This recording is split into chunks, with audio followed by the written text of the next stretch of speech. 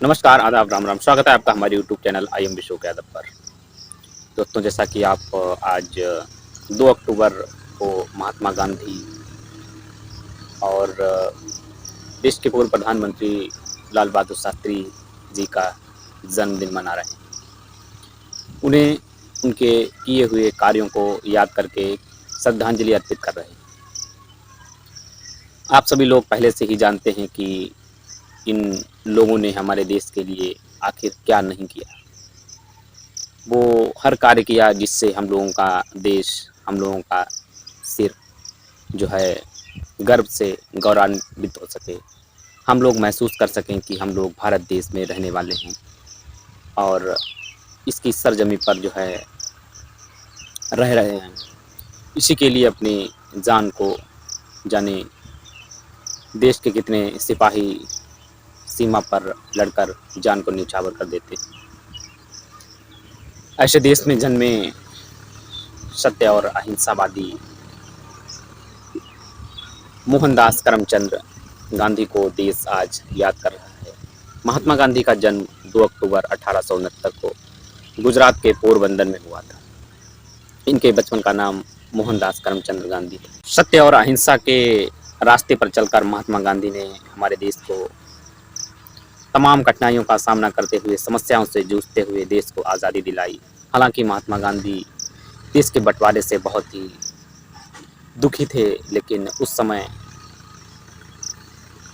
अंग्रेज़ों से आज़ादी का कोई भी और चारा नहीं था।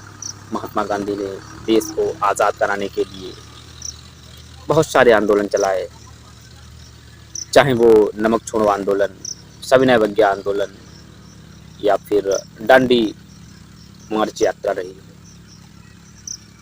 महात्मा गांधी ने खुद ही नहीं बल्कि पूरे देश को इसके लिए प्रोत्साहित किया कि हमें आखिर किस प्रकार से अपने देश को आज़ादी मिलेगी। महात्मा गांधी एक नरम दल के नेता थे। देश की आज़ादी में सिर्फ महात्मा गांधी का ही नाम नहीं आता है, इसमें हमारे देश के और भी तमाम नेता और आम पब्लिक भी सहयोगी रही है, चाहे वो सुभाष चंद्र बोस, चंद्रशेखर आज़ाद, मंगल पांडे, राम प्रसाद बिस्मिल, ठाकुर रोशन सिंह और भी कई तमाम ऐसे नेता हैं जिनका नाम मैं नहीं ले सकता। ऐसे तमाम देश के क्रांतिकारियों ने, देश के सपूतों ने अपनी देश की सरजमी के लिए स्वयं को बलिदान कर दिया। ऐसी कितनी माएँ जो अपनी कोख को सूना कर गईं, ऐसी कितनी महिलाएं जिन्होंने अपनी मांग के सिंदूर को हमेशा के लिए न्यौछावर कर दिया। ऐसे तमाम दुधमय बच्चे जिन्होंने अपने पिता का चेहरा नहीं देख पाया, तब जाकर हमारे देश को आज़ादी नसीब हुई। आप सोच सकते हैं आखिर उस समय का भारत कैसा रहा होगा, जब अंग्रेज़ों का आधिपत्य था, ब्रिटिश साम्राज्य पूरे देश में हाहाकार मचाए हुए था, अपने को ही अपने खाए जा रहे थे।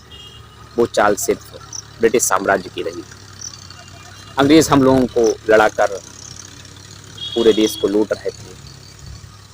पूरे देश में त्राहिमाम मच रहा था, हाहाकार मचा हुआ था। खुद अपने लोग ही अपने को मारने पर डटे हुए थे।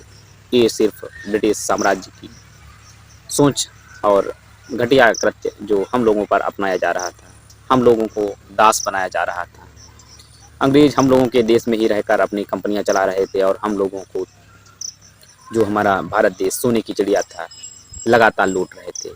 तब जाकर कहीं हमारे देश के इन नेताओं ने, इन महान क्रांतिकारियों ने देश को समस्याओं से जूझते हुए अपने आप को, खुद को बलिदान कर दिया और तब जाकर हमें ये आज़ादी दिला पाई है।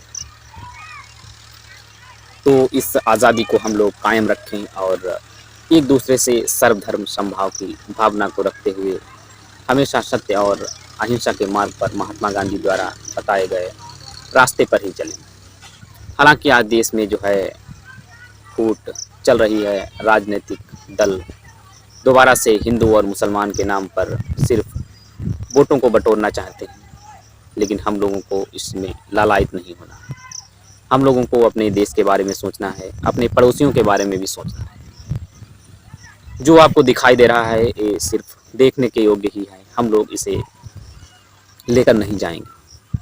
जैसे कि तमाम हस्तियां, इससे पहले आप सिकंदर या फिर इससे पहले के जो महान राजा रहे हैं, वो भी यहाँ की सत्ता को अपने साथ लेकर नहीं गए हैं। उन लोगों से आप कुछ सीख ले सकते हैं।